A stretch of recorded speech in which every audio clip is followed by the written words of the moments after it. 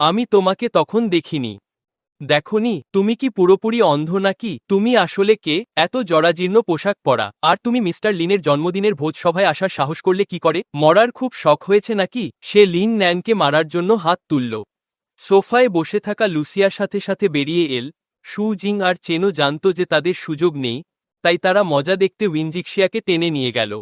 যাওয়ার আগে উইনজিক্সিয়া আমার দিকে একবার তাকালো। তার সুন্দর চোখগুলোতে এক অদ্ভুত অনুভূতি ছিল। সেই চটটি আর পড়ল না। সেই পরিবারের ছোট মালিক লুসিয়া ও অন্যদের দেখে সাথে সাথে হাত সরিয়ে নিল। মিস লু, আপনাকে মারার অনুমতি কে দিয়েছে? আপনি জানেন ও কে? সেও একজন মিস্টার লিন, লিন পরিবারের দ্বিতীয় ছোট মালিক। লিন বোনানের ছোট ভাই। তুমি কি অন্ধ?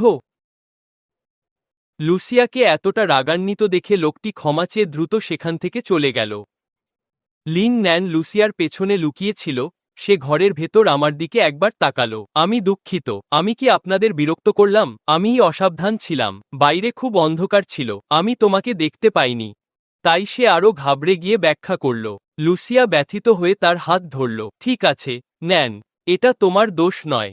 এটা মনে রেখো, তুমিও লিন পরিবারের একজন ছোট মালিক। পরের বার কেউ তোমাকে অপমান করলে আর কোনো অন্যায় মুখ বুজে সহ্য করবে না। আমি তা শুনে উপহাস করে হাসলাম। লিন ন্যান তো কেবলই একজন এতিম। বাবা লিন ওকে দত্তক নিয়েছিলেন কারণ আমি ছোটবেলায় একা ছিলাম, আমার সঙ্গী চেয়েছিলাম, এর বেশি কিছু না। এত বছর ধরে আমি এই ছোট ভাইকে তার প্রাপ্য সবকিছু দিয়েছি। এখন আমি লুসিয়াকেও চাই না, আমি তাকেও ওর হাতে তুলে দেব। আমি তাদের দুজনের দিক থেকে চোখ সরিয়ে নিলাম। আমার বুকটা সামান্য ব্যথা করে উঠল।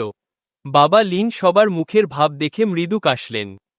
একটি কাশি। বেইচন, তোমার সিদ্ধান্ত নাও। ঠিক আছে, আমি উইনজিক্সিয়াকে বেছে নিলাম। আমার কথা শুনে উপস্থিত সব অভিভাবক হতবাক হয়ে গেলেন। লুসিয়ার বাবা মা খুব হতাশ হয়ে পড়লেন। উইনজিক্সিয়ার বাবা মা খুব খুশি হলেন। বাবা লিন ভ্রু কুচকে জিজ্ঞেস করলেন, উইনজিয়া, তুমি তো ওই মেয়েটিকে কোনোদিন পছন্দ করতে না, তাই না? তুমি বলেছিলে সে সবসময় তোমাকে কষ্ট দিত। বিয়ের পর সে আর আমাকে কষ্ট দেবে না তো? হ্যাঁ, হ্যাঁ, অবশ্যই না। আমরা নিশ্চিত করব সে যেন তোমার সাথে ভালো ব্যবহার করে। আমি আপাতত আজকের ঘটনা নিয়ে কথা বলতে চাই না। দয়া করে তাদের চারজনকে এখন কিছু বলো না। আগামী মাসেই আমাদের বিয়ে। কনে ঠিক সময় উপস্থিত থাকলেই হলো, ওটাই আসল। সবাই মাথা নাড়ল। আমার কথার প্রতিবাদ করার সাহস কারোরই ছিল না। সব খুঁটিনাটি আলোচনার পর সবাই একে একে চলে গেল। আমি সবেমাত্র উঠানে পা রাখলাম, তখন লিন নান্স তাড়াহুড়ো করে বলল, আমি দুঃখিত, ভাইয়া।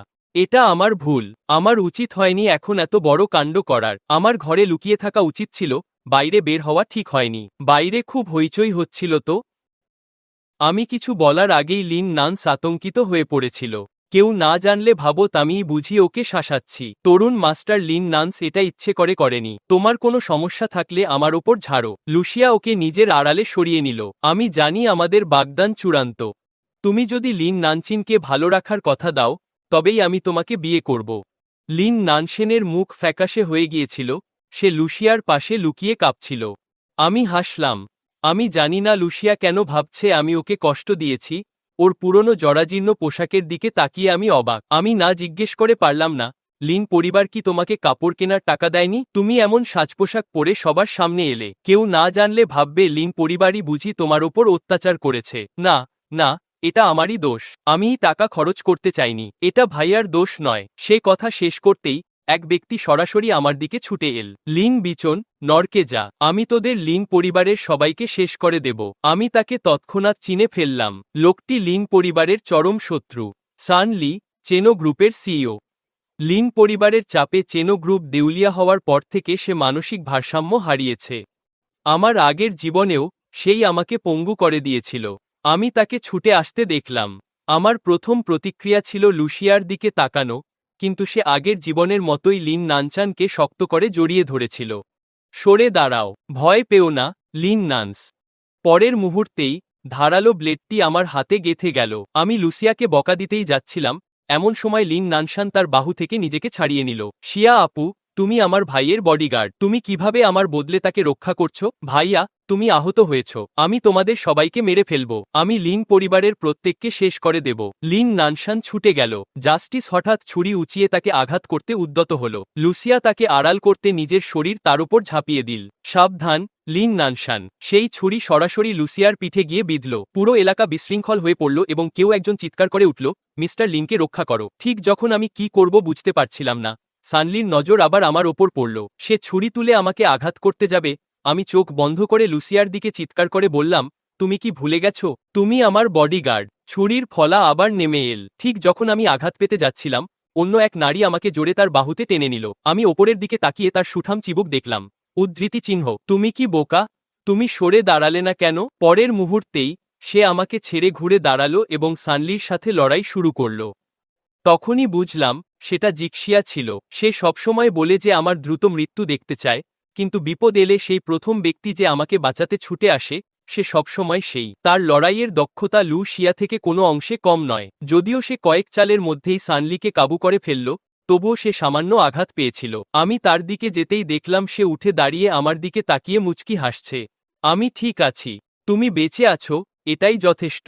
এই বলে সে ফিরে না তাকিয়েই চলে গেল, কিন্তু সেই মুহূর্তেই আমার হৃদয় পুরোপুরি তার দিকে ঝুঁকে পড়েছিল। লিন নানশানের কণ্ঠস্বর আমার কানে ভেসে এল। আমি তাকিয়ে দেখলাম লুসিয়া তাকে আগলে ধরে এগিয়ে আসছে। ভাইয়া, তুমি কি ঠিক আছো? শিয়া আপুকে দোষ দিও না, কেমন? সে তখন আমার কাছাকাছি ছিল, তাই সে আমাকেই আগে রক্ষা করার সিদ্ধান্ত নিয়েছিল। আমি দুঃখিত, ইয়াং মাস্টার। আগে আমি লুসিয়া ব্যাখ্যা করার চেষ্টা করল। আমি তার দিকে শীতল দৃষ্টিতে তাকালাম। ব্যাখ্যা দেওয়ার প্রয়োজন নেই, আমি আঘাত পেয়েছি। লিন পরিবারের নিয়ম অনুযায়ী তুমি শাস্তি পাওয়ার যোগ্য। আমি শাস্তি মেনে নিতে প্রস্তুত। বিশাল বসার ঘরের মাঝখানে লুসিয়া নড়াচড়া না করে হাঁটু গেড়ে বসেছিল। তার পিঠে তখনও ছুরির আঘাত ছিল। লিনান তার পাশে দাঁড়িয়ে তার ক্ষতবিক্ষত পিঠের দিকে তাকিয়েছিল। সে শক্ত করে তার ঠোঁট কামড়ে ধরল। সু জিং এবং চেনরান পাশে দাঁড়িয়েছিল। দেখে মনে হচ্ছিল তারা আর সহ্য করতে পারছে না। তরুণ মাস্টার, আমরাও আপনার দেহরক্ষী। আপনার আঘাত পাওয়াটাও আমাদেরই দোষ।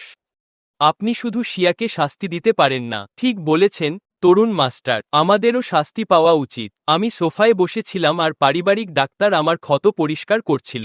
জীবাণুমুক্ত করার সময় ক্ষত থেকে তীব্র জ্বালা আমার সারা শরীরে ছড়িয়ে পড়ছিল, কিন্তু আমার হৃদয়ের যন্ত্রণার কাছে এই ব্যথা কিছুই ছিল না। আমি মুখ তুলে মাটিতে হাঁটু গেড়ে বসে থাকা মেয়েটির দিকে তাকালাম। আমি নির্বিকার স্বরে বললাম, ঘটনার সময় তোমরা দুজন সেখানে ছিলে না, তাই তোমরা শাস্তি থেকে রেহাই পেলে, কিন্তু লুসিয়া সেখানে ছিল, তার কারণেই আমি আহত হয়েছি। আমি তাকে শাস্তি দিচ্ছি। তোমরা কি মনে করো এটা ন্যায্য নয়? সু জিং এবং চেনো রান একে অপরের দিকে তাকিয়ে তার জন্য সুপারিশ করতে থাকল। কিন্তু সে তো আপনার হবু স্ত্রী। আপনি তাকে মেরে আহত করলে আপনার কি খারাপ লাগবে না? ওহ ঠিক, আপনি শিয়াকে খুব ভালোবাসেন। তাকে আঘাত পেতে দেখলে আপনি সহ্য করবেন কিভাবে? আমি কিছু বলার আগেই সোজা হয়ে হাঁটু গেড়ে বসে থাকা লুসিয়া বলে উঠল, যদি আমার বাছাই করার সুযোগ থাকত, তবে আমি চাইতাম আপনি যেন আমাকে না বেছে নেন। বেশ, আমি উঠে দাঁড়ালাম এবং বেতের ছড়িটি আনার নির্দেশ দিলাম। এটি ছিল আমার বাবার আমার জন্য বিশেষভাবে তৈরি করানো বেতের ছড়ি। 15 বছর আগে তারা 4 জন লিন পরিবারে আসার পর থেকে আমি এই ছড়িটি কখনোই ব্যবহার করিনি। যেহেতু তুমি শাস্তি নিতে প্রস্তুত, আমি তোমার সাথে নমনীয় হব না। আমার কথা শেষ হওয়ার সাথে সাথেই ছড়িটি তার পিঠে জোরে আঘাত করল। সিসিয়া, লুসিয়া নড়ল না, এমনকি সে একটি শব্দও করল না। ছড়ি ধরা আমার হাত কাঁপছিল। আমার অতীতের কথা ভাবলাম, কিভাবে সে আমার জীবনের সব সুখ নষ্ট করে দিয়েছিল। আমি এতটাই রাগান্বিত ছিলাম যে আমার পুরো শরীর কাঁপছিল। আমি আমার আহত হাত তুললাম, ছড়িটি উঁচিয়ে ধরলাম। দ্বিতীয় আঘাতটি পড়ার ঠিক আগ মুহূর্তে লিন নানচান ছুটে এসে তার জন্য পুরো আঘাতটি নিজের গায়ে নিল। সে ব্যথায় চিৎকার করে উঠল। লুসিয়া আতঙ্কিত হয়ে তাকে নিজের কোলে টেনে নিল। লিন বোন তাকে স্পর্শ করার সাহসও করবে না, সে নিজে থেকেই ছুটে এসেছিল। সেটার সাথে আমার কি সম্পর্ক? তৃতীয় আঘাতটি তো এখনো পড়েইনি। তুমি নেবে নাকি ও নেবে? না ভাই। লিন নান্স ব্যথায় অজ্ঞান হয়ে গেল। লুসিয়া চাকরদের চিৎকার করে তাকে তুলতে বলল। লিন নানসেন, তোমাকে ঠিক থাকতে হবে। সে লিন নানচানকে ওপরে নিয়ে গেল এবং বসার ঘরের মাঝখানে দাঁড়িয়ে থাকা পারিবারিক ডাক্তারকে চিৎকার করে বলল, এখনই এখানে ওপরে উঠে আসো। লিন নানচের কিছু হলে আমি তোমাকে ছাড়ব না। পারিবারিক ডাক্তার প্রথমে আমার দিকে তাকালেন এবং ভয়ে জোরে শ্বাস নিতেও ভয় পাচ্ছিলেন। আমি অনুমতি না দিলে সে কিভাবে লুসিয়ার কথা শোনার সাহস করে? কাজ শুরু করো। আমি বেতের চাবুকটি মেঝেতে ফেলে দিলাম এবং হাতের ক্ষতটির দিকে তাকিয়ে বললাম, লিন পরিবারে আমি কাউকে মরতে দিতে চাই না। ওহ ঠিক, বাবা আমাকে যে 1000 বছরের পুরনো জিনসেং দিয়েছিলেন তা নিয়ে এসো। তুমি কি এটা শিয়াকে তার স্বাস্থ্যের উন্নতির জন্য দিতে যাচ্ছ? তুমি যদি মিষ্টি করে কথা বলো, সেও ক্ষমা চেয়ে নেবে। না, এটি ওয়েন পরিবারে জিক্সিয়ার কাছে পাঠিয়ে দাও। জিক্সিয়া নামের সেই মেয়েটার জন্য। ইয়াং মাস্টার, আপনি তো তাকে সবচেয়ে বেশি অপছন্দ করতেন, তাই না? কে বলেছে আমি তাকে পছন্দ করি না? পরদিন খুব সকালে আমি লুসিয়া সম্পর্কিত সমস্ত জিনিস বের করে ফেলে দিতে আদেশ দিলাম। ইয়াং মাস্টার, এগুলো আপনার সবচেয়ে মূল্যবান জিনিস। আপনি কি এগুলো আর চান না? আমি আমার ভ্রুর মাঝখানে ঘষলাম। এগুলো ফেলে দাও। আমি কাপড় বদলে জিক্সিয়াকে খুঁজতে যাওয়ার প্রস্তুতি নিচ্ছিলাম। একজন চাকর ভয়ে চিৎকার করে উঠল, ইয়াং মাস্টার! দ্বিতীয় ইয়াং মাস্টার দরজার সামনে হাঁটু গেড়ে বসে আছেন। আমি ভ্রুকুটি করলাম, আমার মুখটা তৎক্ষণাৎ রাগে কালো হয়ে গেল। ভাই, গতকাল রাতের জন্য আমিই ভুল ছিলাম। অনুগ্রহ করে রাগ করবেন না এবং শিয়াকে দোষারোপ করা বন্ধ করুন, ঠিক আছে? আমি তার পক্ষ থেকে আপনার কাছে ক্ষমা চেয়ে নিচ্ছি। সে দরজার কাছে সোজা হয়ে হাঁটু গেড়ে বসেছিল। তার এই ভীতু চেহারা দেখে আমি আরও বিরক্ত হলাম। লিন নানশান, তোমার অভিনয় কি আর শেষ হবে না? এভাবে চলতে থাকলে এটা খুব বিরক্তিকর হয়ে উঠছে। আমি তার পাশ কাটিয়ে যাওয়ার জন্য পা বাড়ালাম, কিন্তু লিন নান হঠাৎ আমার গোড়ালি চেপে ধরল। না, ভাই, আপনি শিয়াকে ক্ষমা না করা পর্যন্ত আমি এখান থেকে নড়ব না। তুমি আসলে কি চাও? ভুলে যেও না, তোমার এখন যা কিছু আছে সবই আমার দেওয়া। আমি না থাকলে তুমি কিছুই না। লিন পরিবারের দ্বিতীয় ইয়াং মাস্টার হওয়া তো দূরের কথা। তুমি কি মনে করো আমি এই তথাকথিত দ্বিতীয় ইয়াং মাস্টার পদবীর পরোয়া করি? তারা আমাকে দ্বিতীয় ইয়াং মাস্টার বলে ডাকে, কিন্তু সবাই আমাকে তোমার চাকরের মতোই দেখে। আমি আজ তোমার কাছে অনুরোধ করতে এসেছি কারণ আমি চাই না তুমি শিয়াকে বিয়ে করো। সে আমাকেই ভালোবাসে, সে শুধু আমাকেই বিয়ে করতে চায়। আমি এত বছর তোমার অনুগত হয়ে থেকেছি। আমার এই একটা ইচ্ছা পূরণ করা তোমার জন্য খুব কঠিন নয়, তাই না? সে শেষ পর্যন্ত তার আসল রূপ দেখিয়ে দিল। আমার গত জীবনে মৃত্যুর সময়ই আমি লিন নানের আসল চেহারা দেখেছিলাম, কিন্তু এখন ঠান্ডা মাথায় চিন্তা করলে বুঝি আমার এই তথাকথিত ছোট ভাই শুরু থেকেই ভালো মানুষ ছিল না। এত বছর ধরে সে ভিকটিম সেজে এসেছে। আমি ভেবেছিলাম সে হয়তো হীনমন্যতায় ভোগে, কিন্তু ওটা সব নাটক ছিল। লুসিয়ার মন পাওয়ার জন্য সে ভিকটিম সাজার ভান করছিল। দুর্ভাগ্য, লুসিয়া এত অন্ধ যে সে সত্যটা দেখতে পায় না। আমার মতো লিন পরিবারের আসল উত্তরাধিকারীকে প্রত্যাখ্যান করে সে এক ক্ষমতাহীন দত্তক সন্তানকে বেছে নিল। যদি বলি আমি চাই না, তাহলে কি হবে? তুই শুধু একজন দত্তক সন্তান। আমার কাছে কিছু চাওয়ার কোনো অধিকার তোর নেই। লিন পরিবারে থাকতে চাইলে নিজের সীমায় থাকবি, নইলে চার প্রধান পরিবারের কোনো মেয়েকেই তুই কোনোদিন বিয়ে করতে পারবি না। তার চোখে এক শীতল চাহনি খেলে গেল। লিন নানচিন আমার গোড়ালি শক্ত করে চেপে ধরল। যেহেতু তুই এতটা নিষ্ঠুর, এরপর যা হবে তার জন্য আমাকে দোষ দিস না। তার 10টা নখ আমার গোড়ালিতে গভীরে গেঁথে গেল। আমি প্রচণ্ড ব্যথা অনুভব করলাম। আমার পা ছাড়। আমি জোর খাটিয়ে তাকে সরিয়ে দিতেই যাচ্ছিলাম, তখনই লিন নানের শরীর সোজা হয়ে পড়ে গিয়ে সিঁড়ির দিকে গড়াতে শুরু করল। আমার হাতে খুব ব্যথা করছে। আমি তখনও বুঝে ওঠার আগেই লুসিয়া দরজার বাইরে থেকে ছুটে ভেতরে এল। লিন নানশান, তুমি ঠিক আছো? লিন বোনান, তোমার কি এখনো তৃপ্তি হয়নি? যদি আবার লিন নানশকে আঘাত করার সাহস করো, আমি শপথ করছি তোমাকে কখনোই বিয়ে করব না। আমি করিনি, সে নিজেই করেছে। তুমি এখনো স্বীকার করছো না। তুমি সব সীমা ছাড়িয়ে যাচ্ছ। আমি নিজের চোখে তোমাকে তাকে সিঁড়ি দিয়ে লাথি মারতে দেখেছি আর তুমি এখনো মিথ্যা বলছো। ব্রোশিয়াকে দোষ দিও না। আমি ঠিক আছি। এটা হাড় ভেঙে গেছে। ভয় পেও না, আমি তোমাকে হাসপাতালে নিয়ে যাব। সে চলে যাওয়ার সময় দেখল চাকরটা ময়লার ব্যাগ নিচে নিয়ে যাচ্ছে। ওর সব জিনিস এখনই বের করে দাও। সে শীতল স্বরে একটা শব্দ করল। আমাদের বিয়েই তো এখনো হয়নি। তুমি এখনই আমার জিনিসপত্র বিয়ের বাড়িতে গোছাতে তাড়াহুড়ো করছো। লিন বোন, আমি তোমাকে বিয়ে করব কিনা সেটাই তো নিশ্চিত নয়। মিস লু, তরুণ মনিব আমাকে এগুলো ফেলে দিতে বলেছেন। যথেষ্ট হয়েছে। এই সব ফালতু কথা শোনার সময় আমার নেই। লুসিয়া লিন নানসানকে ধরে সেখান থেকে ফিরে না তাকিয়েই চলে গেল, কিন্তু সে খেয়াল করল না যে লিন নানচানের ঠোঁটে এক হালকা হাসির ঝিলিক খেলে গেছে। তবে আমি সেই হাসিটা খুব স্পষ্টভাবে দেখেছি। আমি আমার পায়ের ক্ষতের দিকে তাকালাম, কিন্তু লুসিয়া, আমি তা দেখিনি। আমি জ্বালাপোড়া করা চোখ পিটপিট করে বিয়ের দিনের দিন গুনতে থাকলাম। আমি সত্যিই দেখার অপেক্ষায় আছি যে বিয়ের দিন সে যখন জানতে পারবে আমি তাকে বিয়ে করছি না, তখন কি হবে। লুসিয়ার প্রতিক্রিয়া কেমন হয় তা দেখার অপেক্ষায় আছি। লুসিয়া হাসপাতালে লিন নানের সাথে 3 দিন ছিল। পরপর 3 দিন আমি তার দেখা পাইনি, একদম চতুর্থ দিনের আগে পর্যন্ত। আমি লিন বাবার সাথে বিয়ের দিনের খুঁটিনাটি নিয়ে আলোচনা করছিলাম। লুসিয়া হন্তদন্ত হয়ে ঘরে ঢুকল। তরুণ মাস্টার, লিন আঙ্কেল, আমার কিছু বলার আছে। আমরা তখন রাতের খাবার খাচ্ছিলাম। আমাদের খাওয়া শেষ হলে কথা বলো। না, না, আমি অপেক্ষা করতে পারবো না। তরুণ মাস্টার, আপনি সেই ব্যক্তি নন যাকে আমি ভালোবাসি। 4 দিন পর বিয়ে। আমি আপনাকে বিয়ে করব না। এ কথা শুনে লিন বাবা কিছুক্ষণ স্তম্ভিত হয়ে রইলেন।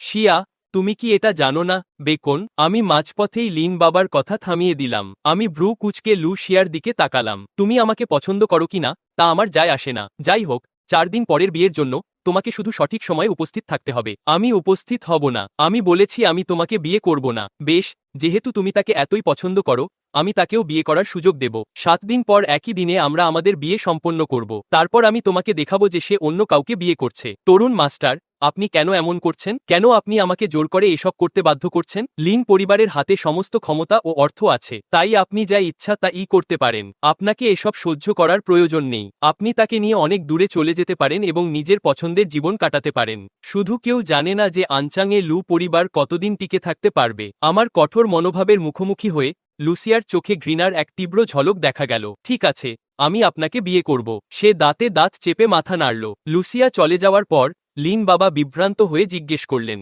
ভিন, তুমি কেন নিজের জন্য সবকিছু কঠিন করে তুলছ? তুমি কি জিক্সিয়া নামের মেয়েটিকে বিয়ে করছো না? তুমি কেন লুসিয়াকে উত্ত্যক্ত করছো? সে আমার কাছে ঋণী। অনেক সময় পর আমার রাগ ধীরে ধীরে কমে এল। বাবা, ওদের একসাথে থাকতে দিন। লিন ন্যানশান আর আমি 7 দিন পর একই দিনে আমাদের বিয়ে করব। আমি ওয়েনজিক্সিয়াকে বিয়ে করব। লিন ন্যান লুসিয়াকে বিয়ে করবে। যেহেতু সে লিন ন্যানকে এত ভালোবাসে, আমি তাকে তার ইচ্ছা মতোই চলতে দেব। আমার খাওয়ার রুচি চলে গেল। আমি উঠে ডাইনিং রুম থেকে বেরিয়ে এলাম। আমি উঠোনে দুজনকে শক্ত করে জড়িয়ে ধরতে দেখলাম। লুসিয়া এত কাঁদছিল যে তার শ্বাস নিতে কষ্ট হচ্ছিল। তার মুখ কান্নায় ভিজে গিয়েছিল। আমি দুঃখিত।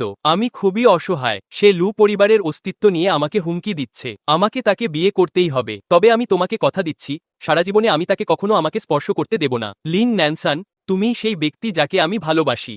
লিন নানচান বারবার তার চোখের জল মুছছিল। সে তাকে পরম আদরে নিজের বাহুতে জড়িয়ে ধরল। কেন? আমার ভাই কেন আমার সাথে এমনটা করছে? আমি শুধু তোমাকে ভালোবাসি, এটুকুই। আমার জীবনটা কেন এত করুণ? কেন আমি শুধুই একজন অনাথ? আমার ভাইয়ের হাতের পুতুল। বোন শিয়া, আমি তোমাকে অন্য কারো সাথে বিয়ে দিতে চাই না। আবেগে আপ্লুত হয়ে দুজনে একে অপরকে শক্ত করে জড়িয়ে ধরল। এই রোমান্টিক দৃশ্য দেখে যে কেউ কেঁদে ফেলত যদি তারা আসল ঘটনা না জানত। কিন্তু আমার কাছে এটা শুধু হাস্যকর মনে হলো। লিন ন্যান্স, তুমি কি জানো আমি তোমাকে কেন পছন্দ করি? তরুণ প্রভুর পরিবর্তে 10 বছর আগে যখন আমি বডিগার্ড প্রশিক্ষণ নিচ্ছিলাম, তখন লো ব্লাড সুগারের কারণে আমি অজ্ঞান হয়ে গিয়েছিলাম। তুমি ভারী বৃষ্টির তোয়াক্কা না করে কষ্ট করে আমাকে লিন পরিবারে নিয়ে এসেছিলে। তুমি আমাকে হাল না ছাড়ার কথাও বলেছিলে। সেদিন থেকেই আমি প্রতিজ্ঞা করেছিলাম যে সারা জীবন তোমার খেয়াল রাখব। লিন ন্যানসিন তার সামনের নারীর দিকে বিস্ময়ে তাকিয়ে রইল। সে একটি শব্দও করল না। আর অবশেষে আমি বুঝলাম লুসিয়া কেন লিন ন্যানসিনকে এত পছন্দ করে। সে ভুল করে আমাকে লিন ননসিন ভেবেছিল। আমার ঠোঁট চিরে একটি তিক্ত হাসি বেরিয়ে এল। আমি ঠোঁট চেপে উপহাস করে বললাম, লুসিয়া, তুমি খুব বোকা। আমি ঘুরে ওপরতলার দিকে হাঁটতে শুরু করলাম। ঘরে ফিরে দেখি এক ছায়ামূর্তি কোণে দাঁড়িয়ে আছে। আমি ভ্রু কুঁচকে অবচেতনভাবেই বাইরে বেরিয়ে যেতে চাইলাম। লুর নাম ডাকার আগেই আমি থেমে গেলাম। সেই মুহূর্ত থেকে বিপদে পড়লে আমি আর কখনোই আগে তার নাম নেব না। ওয়েনজিকিয়া। আমি গভীর শ্বাস নিলাম এবং অন্য একটি নাম ডাকার চেষ্টা করলাম, দেখি ওয়েনজিকিয়া আমার সামনে আসে কিনা। অপ্রত্যাশিতভাবে সামনের ছায়ামূর্তিটি সামান্য নড়ে উঠল এবং একটি চাপা গোঙানির শব্দ করল। আমি এখানে। আমি দেয়ালের বাতিটি জ্বালিয়ে দিলাম। ওয়েনজিকিয়া জানালার পাশে বসেছিল। আমি তার পাশে গিয়ে দাঁড়ালাম। এত রাত হয়েছে আর বাইরে ঝুম বৃষ্টি পড়ছে। তুমি এখানে কি করছো? আমি তোমাকে বাড়িতে বিশ্রাম নিতে বলেছিলাম না? বিশেষ কিছু না, আমি শুধু তোমার ক্ষতটা দেখতে চেয়েছিলাম। নারীটি কোনো কথা না বলেই আমার হাত ধরল এবং নিচের দিকে তাকালো। আমার হাতের ক্ষত দেখে সে মৃদু ভ্রু কুঁচকাল। আশা করি ওটাই ছিল তোমাকে রক্ষা করার শেষবার। শিয়াকে বিয়ে করার পর আমি হয়তো আর ফিরে আসব না। তুমি চলে যাচ্ছ? তার মুখে একথা শুনে আমি আতঙ্কিত হয়ে পড়লাম। তুমি কোথায় যাচ্ছ? আমি জানি না, তবে চিন্তা করো না, তোমার বিয়ের পর আমি নিশ্চিতভাবেই চলে যাব। তরুণ প্রভু, শেষ পর্যন্ত আমরা তো চিরশত্রু। তোমাকে আগুনের কুণ্ডে ঝাঁপ দিতে না দেখে আমি কিভাবে যাব? যাই হোক না কেন, ওয়েনজিক্সিয়া, তোমাকে আমার বিয়ের দিন আসতেই হবে। আমি যাচ্ছি। ওয়েনজিক্সিয়া যখন চলে যাওয়ার জন্য ঘুরল, তখন সে টেবিলের ওপর রাখা চীনা ভেষজ ওষুধের দিকে তাকালো। আমি আসলে এতদিন ধরে খুব অসুস্থ ছিলাম। ওষুধ খাওয়ার সময় আমি সবসময় গড়িমসি করি, আর মাঝে মাঝে তো আমি লুকিয়ে ওষুধ ফেলে দিই। ওষুধ খেতে মনে রেখো। সে আমাকে একটা লজেন্স ছুঁড়ে দিল। দরজা বন্ধ করে সে চলে গেল। আমার হাতে থাকা ফলের লজেন্সটির দিকে তাকালাম। আমি মাথা নিচু করে হাসলাম। প্রতিবার ওষুধ খাওয়ার সময় সে ঠিকই হাজির হয় আর আমাকে একটা লজেন্স দেয়। আগের জীবনে কেন আমি তার এই ভালো দিকটা দেখিনি? বিয়ের দিন লিন নানচিন আর আমি একই সময় লিন পরিবারের বাড়ি থেকে বের হলাম। আমরা দুজনেই স্যুট পরেছিলাম, তবে আমারটা ছিল দামি হাতে তৈরি কাস্টম স্যুট। যদিও লিন নানচিনের স্যুটটাও সস্তা ছিল না, তবুও আমার পাশে দাঁড়ানোর সাথে সাথেই সেটা ম্লান হয়ে গেল। আমরা একে বাইরে বেরিয়ে এলাম। লিন বোন, আমি তোমাকে এভাবে পার পেতে দেব না। লিন নানসেন রাগের চোটে আমার দিকে তাকিয়ে রইল, কিন্তু আমি পেছনে ফিরেও তাকালাম না। এত তাড়াতাড়ি কথা বলো না, হয়তো পরে তুমি আমাকে ধন্যবাদ জানাবে। লিন পরিবারের গেট দিয়ে বের হওয়ার পর লিন নানশানের চোখ রাগে লাল হয়ে গিয়েছিল। বোন শিয়া লুসিয়া আমার পাশে সোজা হয়ে দাঁড়িয়েছিল। লিন নানচিনের লাল চোখ দেখে সে তার মুঠো শক্ত করল এবং শেষবারের মতো আমাকে অনুরোধ করল, তরুণ মাস্টার, আমি আপনাকে অনুরোধ করছি, অন্য কাউকে বেছে নিন। আমি তার কথার কোনো উত্তর দিলাম না, বরং আমি তার বুকে কোণের ফুল গুজে দিলাম। লুসিয়া, তোমার হাতে কোনো বিকল্প নেই। লিন নানসানকে বলো তার কান্না জমিয়ে রাখতে, নইলে পরে বুঝবে সে অনেক আগেই কেঁদে ফেলেছে। আমার কাজ দেখে লুসিয়া তার লাল ঠোঁট কামড়ে নিচু স্বরে বলল, তুমি আসলে ওকে কার সাথে বিয়ে দিতে চাও? অন্যের মর্যাদা কি তোমার পায়ের নিচে পিষে ফেলা জরুরি? তোমার পায়ের নিচে কি আনন্দ পেতে এত কষ্ট হয়? আজ আমার বিয়ের দিন, আমি তোমার সাথে কথা বলে সময় নষ্ট করতে চাই না। আমার সাথে বিয়ের গাড়িতে ওঠো। আমি তাকে জোর করে আমার সাথে বিয়ের গাড়িতে তুললাম। পুরো যাত্রাপথে কেউ একটি কথাও বলেনি। অবশেষে গাড়িটি হোটেলে পৌঁছালো। আমি এক নজর দেখেই সুজিঙ্গি এবং চেনোরানকে চিনতে পারলাম। দুজনেই সুন্দর পোশাক পরে উত্তেজনায় হাত ঘষছিল। তারা আমাকে দেখে চিৎকার করে উঠল, ওয়াও, তরুণ মাস্টার, আপনাকে আজ খুব হ্যান্ডসাম লাগছে। হ্যাঁ, আফসোস, আমি কনে হতে পারলাম না। শিয়া, বিয়ের পর তোমাকে ইয়াং মাস্টারকে ভালোভাবে দেখাশোনা করতে হবে। তোমাকে আর আমাকে ইয়াং মাস্টার ডাকার প্রয়োজন নেই, শুধু আমাকে বোন বলে ডাকো। আমার বিয়ের পর তোমাকে আর আমাকে পাহারা দিতে হবে না। আমরা এখন থেকে বন্ধু হয়ে থাকব। ঠিক আছে, বিশেন, তোমার এবং শিয়ার সুখ কামনা করি। তোমার এবং শিয়ার সুখ কামনা করি। আমি চারপাশে তাকালাম কিন্তু উইনজিক্সিয়ার কোনো চিহ্ন দেখলাম না। ভাইয়া, আমি জানি না আপনি আজ আমাকে কার সাথে বিয়ে দিতে চান, কিন্তু আমি আপনাকে বলে দিচ্ছি, আমি শুধু শিয়া দিদিকেই পছন্দ করি। এমনকি আমাকে যদি বিয়ে করতেই হয়, তবে আমি শুধু তাকেই বিয়ে করব। গাড়ি থেকে নামার পর লিন ন্যান্স সরাসরি নিজের গলার কাছে একটি খঞ্জর ধরল। সবাই আতঙ্কিত হয়ে পড়ল। ওহ না, শেষ পর্যন্ত সে তার নিজের ভাই। পরিস্থিতি এতটা খারাপ হলো কিভাবে? দুই ভাই একই নারীর জন্য লড়াই করছে। লিন পরিবারের ইয়াং মাস্টারের অনেক বাল্যবধূ আছে, যে কোনো একজনকে বেছে নিলেই তো হয়, তাই না? কে জানে, পালক পুত্র তো শেষ পর্যন্ত পালক পুত্রই। সে আসল ইয়াং মাস্টারের সাথে কিভাবে তুলনা করবে? হঠাৎ করেই আমি সবার সমালোচনার লক্ষ্যবস্তু হয়ে পড়লাম। লুসিয়া ছুরিটির হাতল শক্ত করে ধরল যাতে লিন ন্যানসেন নিজেকে আর আঘাত করতে না পারে। লিন ন্যানচান, আমি তোমাকে কথা দিচ্ছি, আমি তাকে বিয়ে করব না। আজ তুমিই আমার একমাত্র বর হবে। সে কথা শেষ করতেই পোস্টার ডেলিভারি কর্মীরা ভ্যান থেকে একে একে নামল। দুঃখিত মিস্টার লিন, বিয়ের পোস্টারগুলো পৌঁছে দিতে আমাদের একটু দেরি হয়ে গেছে। পোস্টারের শাড়িগুলো মাটিতে বিছিয়ে রাখা হলো। সবকিছুই ভুল। লিন বোন যাকে বিয়ে করছেন সে লুসিয়া নয়, সে উইনজিয়া।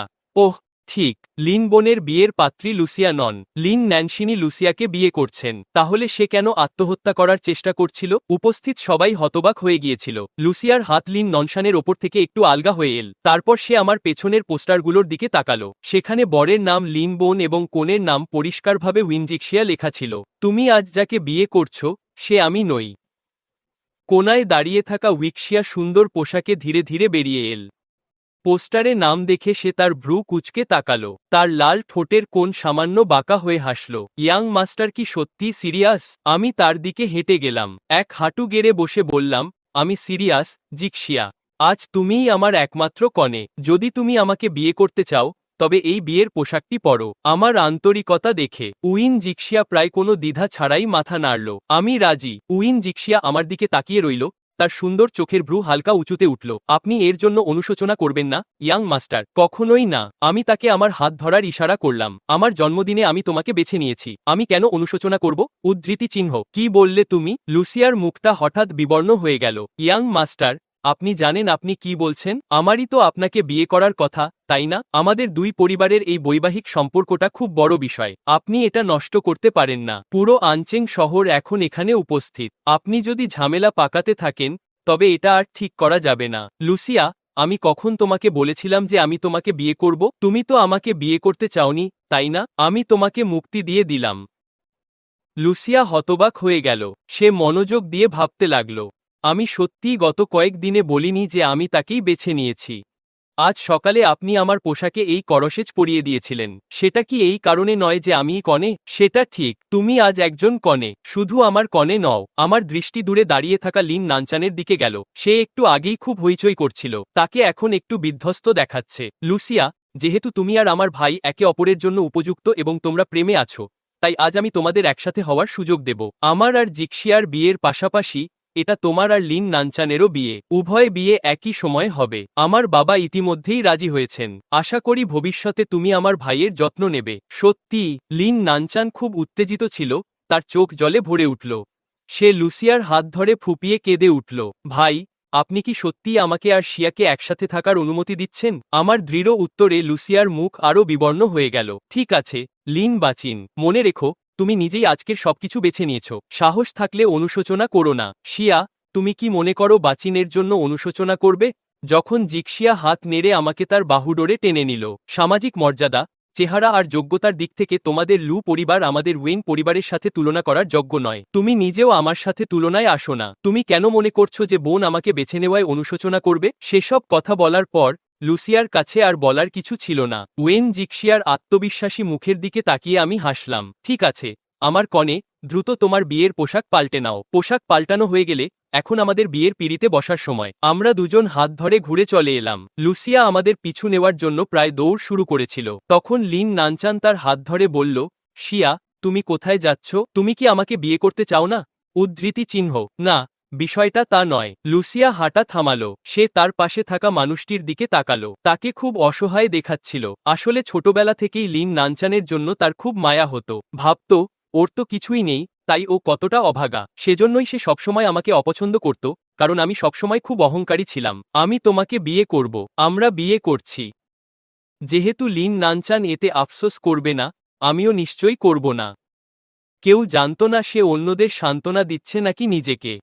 লুসিয়া গভীর শ্বাস নিয়ে লিন নানচানের সাথে হাত মিলিয়ে হোটেলের লবিতে প্রবেশ করল। দুটি বিয়ের অনুষ্ঠান আলাদা আলাদা হলে হচ্ছিল। সর্বোপরি আমি লিন পরিবারের একমাত্র আসল উত্তরাধিকারী। বিয়ের সাজসজ্জা এবং ভোজের আয়োজন লিন নানচানের চেয়ে কয়েক গুণ বেশি জাঁকজমকপূর্ণ ছিল। মিস জিক্সিয়া, আপনি কি মিস্টার লিন বাচানকে আপনার আইনত বিবাহিত স্বামী হিসেবে গ্রহণ করছেন? মিস লুসিয়া, আপনি কি মিস্টার লিন নানচানকে আপনার আইনত বিবাহিত স্বামী হিসেবে গ্রহণ করছেন? জিক্সিয়া যখন হ্যাঁ করছি বলল, ঠিক তখনই ঘোষক কথাগুলো বলেছিলেন। খুব দ্রুত, হ্যাঁ করছি। কিন্তু লুসিয়া চুপ হয়ে রইল। তার চোখ সারাক্ষণ সামনের মঞ্চের দিকে স্থির ছিল, যেখানে সে দেখছিল আমি স্যুট পরে আছি। সেখানে আমাকে খুব সুদর্শন দেখাচ্ছিল, কিন্তু আমি অন্য কাউকে বিয়ে করতে চলেছি। তার মস্তিষ্ক পুরোপুরি এলোমেলো হয়ে গিয়েছিল। মিস লুসিয়া, আপনার উত্তর কি? মিস্টার লিনবাচন, আপনি কি মিস জিক্সিয়াকে আপনার স্ত্রী হিসেবে গ্রহণ করছেন এবং সারাজীবন তাকে ছেড়ে যাবেন না? আমি সোজা এবং দ্রুত উত্তর দিলাম, হ্যাঁ করছি। এটা লুসিয়া এবং তার হৃদয়ের শেষ আশাটুকুও ভেঙে চুরমার করে দিল। সে ভেবেছিল আমি শুধু মজা করছি। সে ভেবেছিল আমি শেষ মুহূর্তে আফসোস করব, কিন্তু দুঃখের বিষয় আমি তা করিনি। শিয়া, তুমি কি ভাবছ? উত্তরটা দিয়ে দাও। লিন নানচান খুব উদ্বিগ্ন হয়ে পড়ল। লুসিয়া অন্যদিকে তাকিয়ে ধীরে ধীরে কথা বলল, আমি করি, মিস্টার লিন নানচান। তুমি কি করো? আমিও করি। লিন নান দ্বিধাহীনভাবে উত্তর দিল। অনুষ্ঠান শেষ হল। লিন নানচান পোশাক বদলে লু শিয়াকে নিয়ে অতিথিদের আপ্যায়ন করতে বেরিয়ে দেখল তাদের হলের সব অতিথি আমার পাশের অনুষ্ঠানের দিকে চলে যাচ্ছে। দুটোই তো বিয়ের অনুষ্ঠান, কিন্তু পার্থক্যটা আকাশ পাতাল। ঠিক শুনেছি উইদিকের পানীয়ের খরচই লেগেছে 10 লক্ষ টাকা। লিন পরিবার সত্যিই কোনো কার্পণ্য করেনি। এরা কি এক হতে পারে? একজন দত্তক নেওয়া সন্তান, অন্যজন পরিবারের আসল সন্তান। এদের সাথে তো কোনো তুলনাই চলে না। লুসিয়ার কি মাথা খারাপ হয়ে গেছে? এমন একজন যোগ্য উত্তরাধিকারীকে ছেড়ে একটা দত্তক নেওয়া ছেলেকে বেছে নিল। সে কি ভাবছিল কে জানে। আমি শুনেছি যে ছোট মালিক বহু বছর ধরে তার পিছু ছুটছেন এবং সে তার দিকে একবার ফিরেও তাকায়নি। ভাবছি পরে সে পস্তাবে কিনা। জনতা নিজেদের মধ্যে কানাঘুষা করতে করতে পাশের হলে টোস্ট করতে চলে গেল। আমি এবং উইজিয়া, লিন নানশান এবং লুসিয়া আমরা সবাই স্থবির হয়ে দাঁড়িয়ে নিজেদের ভোজসভা ধীরে ধীরে পুরোপুরি খালি হতে দেখছিলাম। তাদের দুজনকে খুব হতাশ দেখাচ্ছিল। দুঃখিত, শিয়া। আমি না থাকলে তোমার এমন পরিণতি হতো না। লিন নান অপরাধবোধ ভরা মুখে ফুঁপিয়ে উঠল। সব ঠিক আছে, এটা তোমার দোষ নয়। অবশ্যই এটা ওরই দোষ। সে না থাকলে তুমি অনেক আগেই ছোট মালিককে বিয়ে করতে পারতে। শিয়া, তুমি কি বুঝতে পারছো? তুমি নিজের হাতে পুরো লো পরিবারের ভবিষ্যৎ ধ্বংস করে দিয়েছ। মা, থামো। আমি এখন লিন নান শানকে বিয়ে করেছি। লিন বিশানো অন্য কাউকে বিয়ে করেছে। যা হওয়ার তা হয়ে গেছে। আমি অনুতপ্ত নই, বরং আমার ভয় হচ্ছে লিন বোন পড়ে পস্তাবে এবং আমার কাছে এসে ভিক্ষা চাইবে। লুসিয়া কিছু দূরে দাঁড়িয়ে আমার দিকে তাকাচ্ছিল। সে ভেবেছিল আমি তার দিকে কয়েকবার তাকাব, কিন্তু আমি তাকাইনি। আমি পুরো সময় একবারও তার দিকে তাকাইনি, বরং আমি খুব আনন্দের সাথে হাসছিলাম। লুসিয়া মনে মনে ভাবল যে আমাকে এত উজ্জ্বলভাবে হাসতে দেখার পর অনেক সময় পার হয়ে গেছে। আর তুমি, শিয়া, তুমি কি আমাকে বিয়ে করে পস্তাচ্ছ? না, আমি পস্তাইনি। তাহলে চল আমার ভাইয়ের সাথে টোস্ট করি। ঠিক আছে, সে না থাকলে আমাদের বিয়ে এতটা সহজে হতো না। আমি ছোট ভাই, আমার তো তাকে এক গ্লাস ওয়াইন দিয়ে টোস্ট করা উচিত। ঠিক আছে। লুসিয়া মাথা নাড়ল। সে পুরো সময় ধরে আমার মুখে অনুশোচনা দেখার জন্য মরিয়া হয়েছিল। ছেলের বিয়েতে বাবা লিন খুব খুশি ছিলেন, তাই তিনি কয়েক গ্লাস বেশি পান করে কিছুটা মাতাল হয়ে পড়েছিলেন। তিনি উইজিয়ার হাত ধরে বারবার বলতে লাগলেন, উইন্ড গার্ল, আমি এখন আমার ছেলেকে তোমার হাতে তুলে দিচ্ছি। তোমাকে তার সাথে ভালো ব্যবহার করতে হবে। ছোটবেলায় যেমন অবিরাম তাকে জ্বালাতে, তেমনটা আর করো না।